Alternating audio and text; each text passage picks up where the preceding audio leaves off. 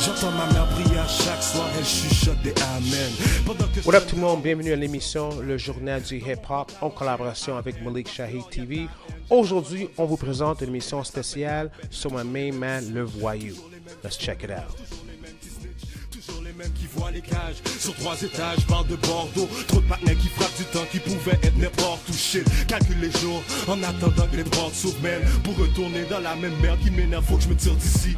Je fais mon cash malgré qu'on m'aide, malgré qu'on me tire dessus. Je vais pas finir déçu, nigga, yo. Pardonne le mal que j'ai fait, pardonne le mal que je fais. Et celui que j'ai... C'est un ami d'enfance qu'on connaît depuis, je le connais depuis que j'ai 9 ans. Il a grandi avec nous dans le quartier, dans l'est de Montréal. C'est normal, mais ça va de soi que il faut qu'on fasse quelque chose pour l'honorer, you know? Même si tu vois que mon frère, il parlait aux gens d'une manière rough, mais c'était pas en mal, tu vois. Même si tu pensais au fond de toi qu'il t'aimait pas, mais en fait, il voulait ton bien, tu vois. C'est ça. S'il voit qu'il y a quelqu'un qui fait des choses mauvaises, cette personne-là, il va... C'est un gars c'est un bon vivant. Il va aller sur la personne, il va dire « Yo, you can't do that, you can't do this », you know what I'm saying? So, c'est un gars qui a un bon cœur. Hein? En même temps, c'est un voyou, mais il a un bon cœur, so, il y a une bonne balance. C'est peut-être tout le côté, le love pur et simple. C'est ce côté-là, les gens connaissent, mais peut-être pas au point où est-ce qu'ils le vivaient et qu'ils le partageaient. Ben, Voyou, en fond, avant la musique, c'est un gars du hood. On a grandi avec le bro, puis du hood, du basket. On est allé dans la musique, fait que c'est la famille, man. Pour tout le monde ici, on le connaît depuis qu'on a 8 ans, 7-8 ans, so yeah. C'est vraiment quelqu'un qui était engagé par rapport à la communauté, par rapport à notre génération. Puis on veut garder, dans le fond, son souvenir vivant, son énergie, comme ma soeur disait, vivante. Et puis c'est sûr que il n'y a pas personne qui a connu leur vie, qui n'a pas été touché ou qui s'en rappelle pas. Pour Saint-Michel, le Voyou était sa légende, son Tupac, son Thug, son King, son Prince, son Voyou, son... Moi, personnellement, je pense qu'il serait devenu son preacher.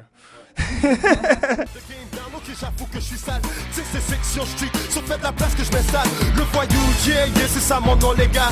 Je survis pas à Montréal si j'ai pas mon métal. Sur qu'est-ce qui se passe avec moi comme tu peux le voir, le voyou a beaucoup de projets personnels dehors, like mixtapes.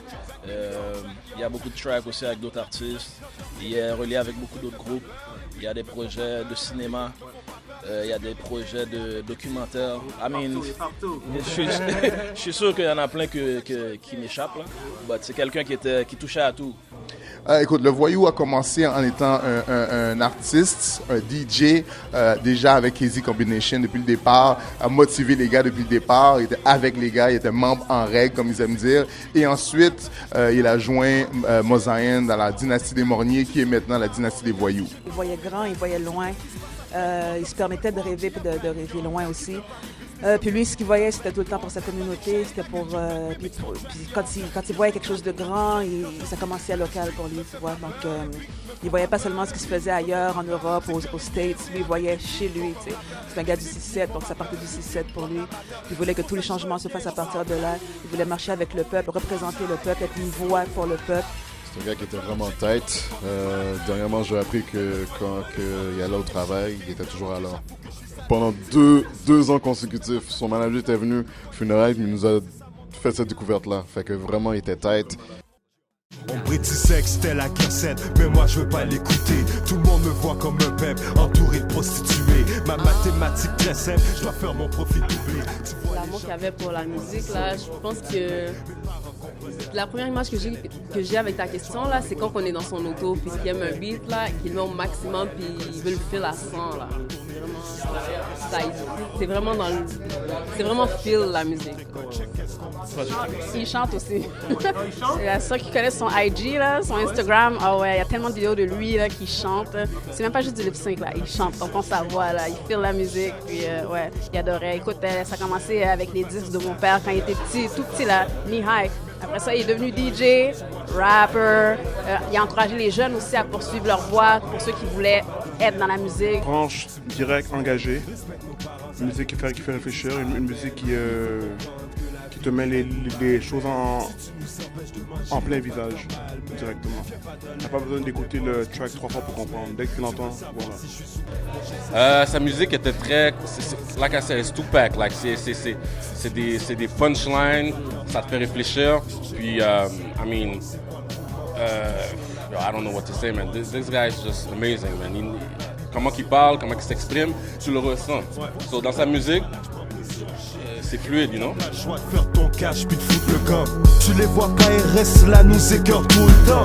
Pardonnez-moi si je suis pas comme vous voulez, mets-toi juste dans mes souliers. Chaque jour je me fais fouiller, mais malgré ça je reste calme puis je leur souriais. C'est vrai que mon style de vie il est un peu fouillé. En fait, Lovey avait vraiment la capacité de juste rassembler tout le monde, d'apaiser les esprits, puis de donner aux gens l'envie d'être ensemble.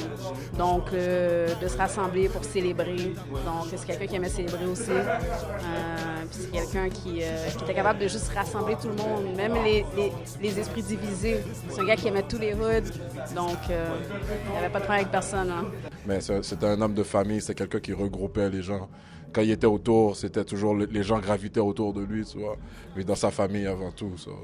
Tu vois l'influence même de ses sœurs, même sa mère, ses tantes, ses frères. Ils sont tous comme lui. C'était lui le point de repère, c'est lui qui suivait ça. Et je pense pas que ça va arrêter ça. It's le voyou, motherfucker.